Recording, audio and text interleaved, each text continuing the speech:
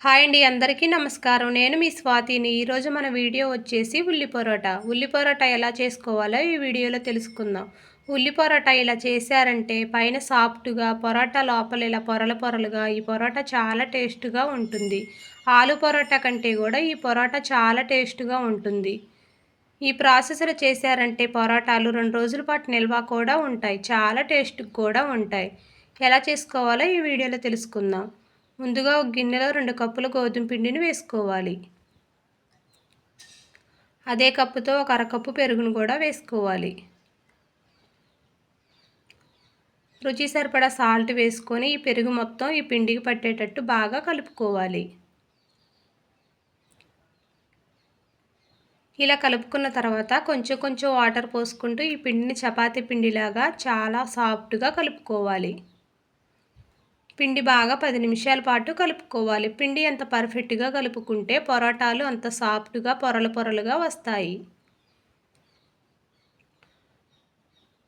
ఇలా కలుపుకున్న పిండి పైన ఒక అర టేబుల్ స్పూన్ ఆయిల్ వేసుకొని మరోసారి ఈ పిండిని బాగా కలుపుకోవాలి. ఈ ప్రాసెస్లో చేశారంటే పరోటాలు చాలా టేస్ట్‌గా ఉంటాయి. మళ్ళీ మళ్ళీ ఇలానే చేసుకోవాలనిపిస్తాయి, అంత టేస్ట్‌గా ఉంటాయి. పిండి ఇలా ఉండేటట్టు చూసుకొని ఒక 10 నిమిషాల పాటు పక్కన పెట్టుకోవాలి. తర్వాత ఒక గిన్నెలో కట్ చేసి పెట్టుకున్న ఆనియన్స్ ముక్కలు వేసుకొని కట్ చేసి పెట్టుకున్న కొత్తిమీర తరుగును కూడా వేసుకోవాలి. అల్లం తరుగును కూడా వేసుకోవాలి. తర్వాత పచ్చిమిర్చి తరుగు, వెల్లుల్లి తరుగును కూడా వేసుకొని ఇవన్నీ వేసుకోవటం వల్ల ఈ పరోటా తినేటప్పుడు చాలా టేస్ట్‌గా ఉంటాయి.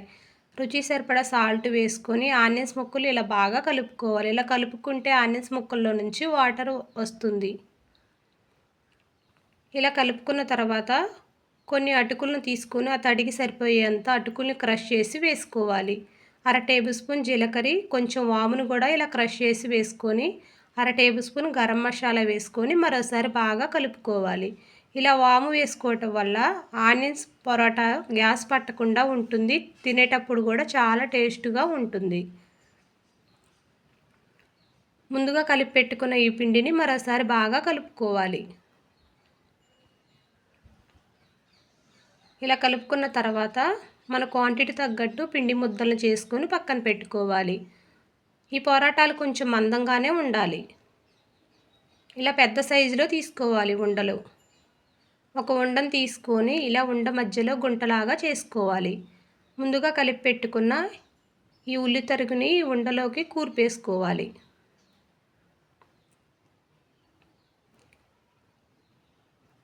ఇలా బాగా చేత్తో నొక్కుకుంటూ ఎన్నైతే పడుతుందో లోపల అంత తరుగుని మొత్తం పెట్టుకొని పైన ఇలా కప్పేసుకోవాలి.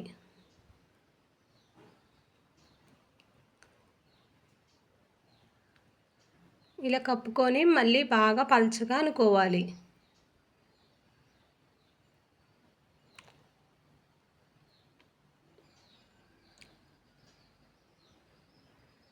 మిగతా ఉండలు కూడా ఇలా ఆనియన్స్ తరుగుని పెట్టుకొని మిగతా ఉండలను కూడా ఒకేసారి ఇలా చేసుకోవాలి.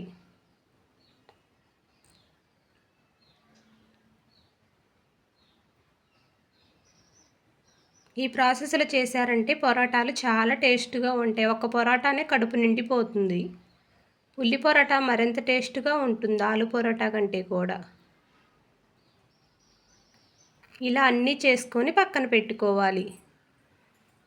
తర్వాత టైల్స్ కాబట్టి పేట జారిపోతుంది. నేను ఎందుకని పళ్ళెం పెట్టుకున్నాను. ఈ పళ్ళెం పైన కొంచెం పొడిపిండి వేసుకొని ఇలా కలిపి పెట్టుకున్న పిండి ముద్దను వేసుకొని మరీ పల్చగా కాకుండా ఈ పరోటా కొంచెం మందంగా చేసుకోవాలి.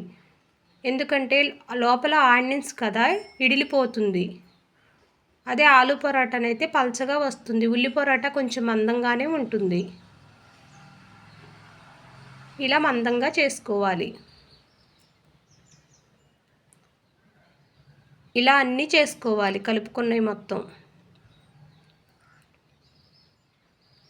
ఇలా చేసుకొని పక్కన పెట్టుకొని స్టవ్ వెలిగించి పెనం పెట్టుకొని పెనం బాగా వీటైపోయిన తర్వాత పైన ఆయిల్ వేసుకొని ఈ ఆయిల్ బదులు నెయ్యి వేసుకుంటే ఈ పరోటాలు మరింత టేస్ట్‌గా ఉంటాయి.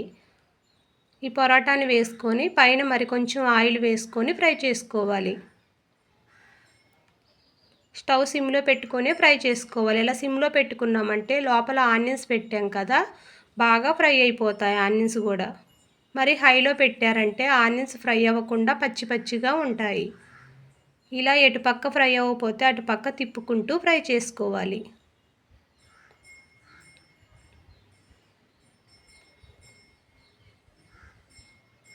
మిగతా పరోటాలు కూడా ఇలా ఫ్రై చేసుకోవాలి.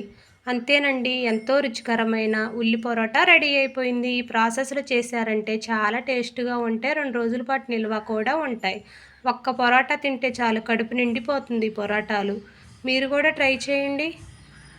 మీరు ట్రై చేసి మీకు ఎలా వచ్చాయో కామెంట్ బాక్స్లో నాతో షేర్ చేయండి. పరోటా లోపల కూడా ఇలా పొరలు పొరలుగా ఉంటుంది, చాలా టేస్ట్ కూడా ఉంటాయి.